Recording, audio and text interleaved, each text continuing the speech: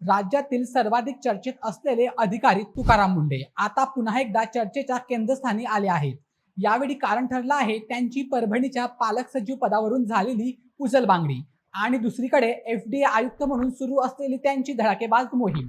राज्य सरकारने परभणीच्या पालक सचिव पदाची जबाबदारी तुकाराम मुंढे यांच्याकडून काढून घेतली असून त्यांच्या जागी डॉक्टर चंद्रकांत पलकुंडवार यांची नियुक्ती करण्यात आली आहे। या निर्णयानंतर प्रशासकीय वर्तुळात विविध चर्चांना उधाण आलं आहे। मात्र याच काळात एफडीए आयुक्त म्हणून तुकाराम मुंढे यांची राज्यभरात गुटखा, पान मसाला आणि भेसळयुक्त पदार्थांविरोधात मोठी मोहीम सुरू केली आहे। अनेक ठिकाणी छापे टाकून कोट्यवधी रुपयांचा माल जप्त करण्यात आला। या कारवाईमुळे बेकायदा व्यवसाय करणाऱ्यांमध्ये खळबळ उडाली आहे। अनेक ठिकाणी गुटख्याचा पुरवठा कमी झाल्याचे दिसून येत आहे।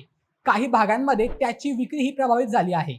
विशेष म्हणजे या कारवाईनंतर काही ठिकाणी गुटख्याच्या किमती वाढल्याच्या चर्चाही सुरू आहेत।